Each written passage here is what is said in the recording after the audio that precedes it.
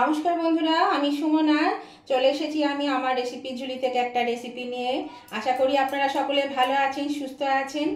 তো আজকে আমি একটা কাতলা মাছের রেসিপি করে আপনাদেরকে দেখাবো।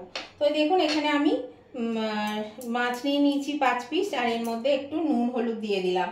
নুন হলুদ দিয়ে আমি এই মাছটা ভালো করে নুন হলুদ দিয়ে মাখিয়ে নেব, দিয়ে মাছটা আগে ভেজে নেব। তো চলুন, এটা দেখতে গেলে আপনাদের চলে আসতে হবে আমার ইউটিউব চ্যানেল কখনো সখনোতে। তো সেখানেই দেখে নেওয়া যাক আমি এটা কি রান্না করছি।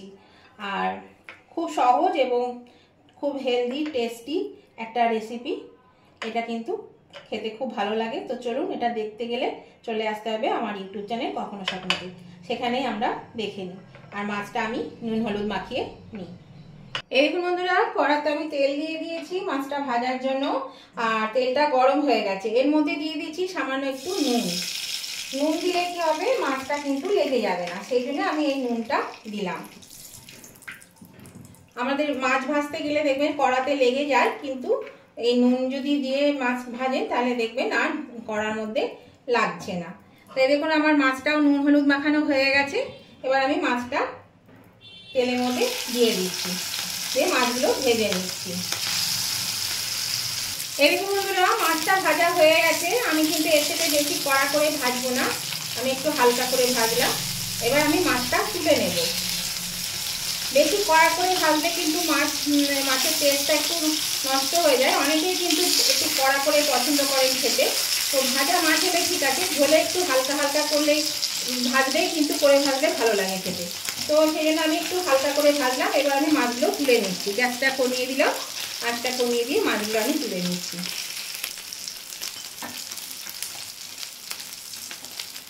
এই দেখুন বন্ধুরা, মাছটা আমি তুলে নিয়েছি ভেজে।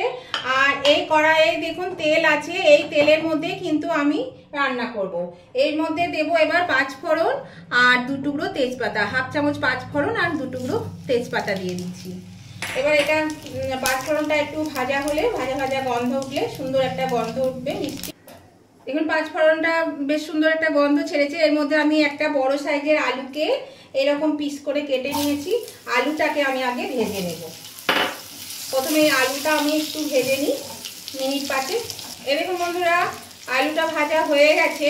এবার আমি এর মধ্যে দিয়ে দিচ্ছি, এখানে 1 চামচ আদা বাটা নিয়েছি, এই আদা বাটাটা আমি এর মধ্যে দিয়ে দিলাম। আর দিয়ে দিচ্ছি পরিমাণ মতো একটু নুন, দরকার হলে আবার পরে নুন দেবো। আর দেবো একটু হলুদ। এটা দিয়ে আমি আলুর সঙ্গে ভেজে নেব ভালো করে।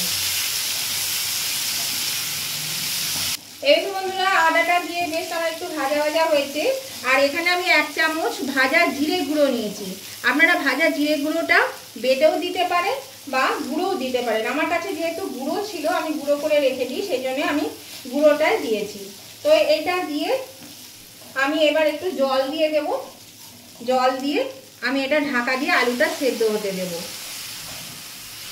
দেখুন, এটা পরিমাণ মতন জল দেব, খুব বেশি পাতলা মানে করব না। মানে এইটা আমি মাছটা রান্না করছি কিন্তু আলু দিয়ে কাতলা মাছের পাতলা ঝোল। দেখুন, মশলা ছাড়া, কিন্তু পেঁয়াজ রসুন ছাড়া, একদম মশলা ছাড়াই এই পাতলা ঝোল আমি এটা রান্না করব।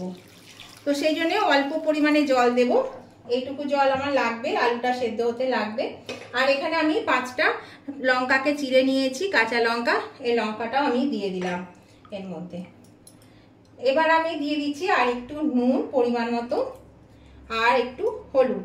একটু নুন দিয়ে দিলাম আর একটু হলুদ দিয়ে দিলাম। এখানে এই হলুদটুকু লেগে যাবে, আমি এই হলুদটা দিয়ে দিলাম।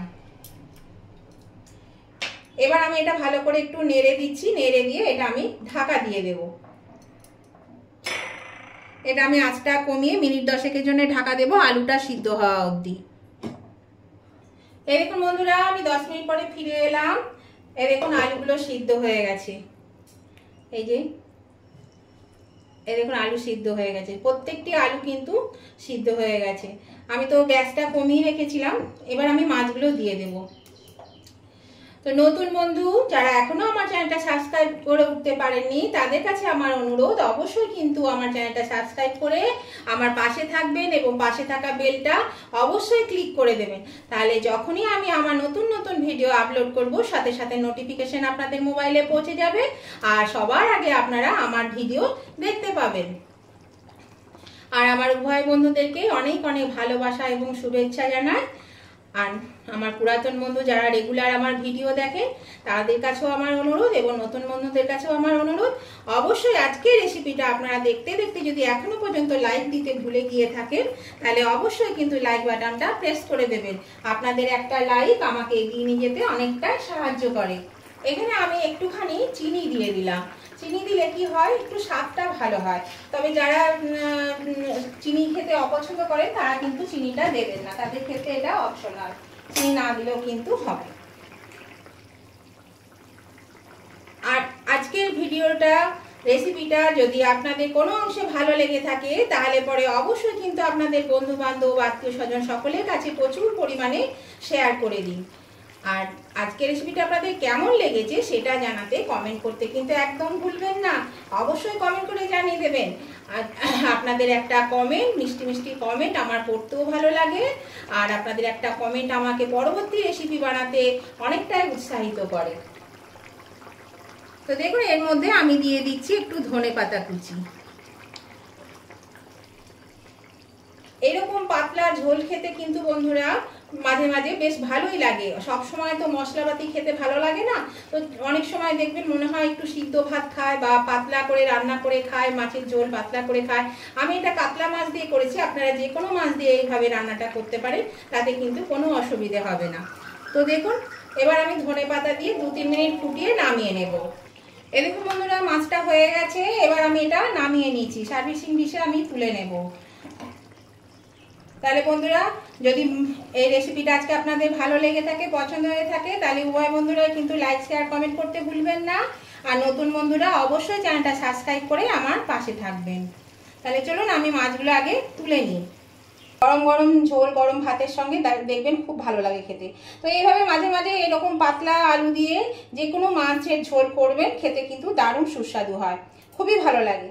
তো আজকের ভিডিওটা আপনাদের ভালো লাগলে অবশ্যই লাইক শেয়ার কমেন্ট করতে ভুলবেন না, লাইক শেয়ার কমেন্ট করে দেবেন। তো আজকের মতন আমি ভিডিওটা এখানেই শেষ করলাম, আবার আমি নতুন ধরনের ভিডিও নিয়ে চলে আসবো। ততদিন আপনারা ভালো থাকুন, সুস্থ থাকুন, টাটা, বাই বাই।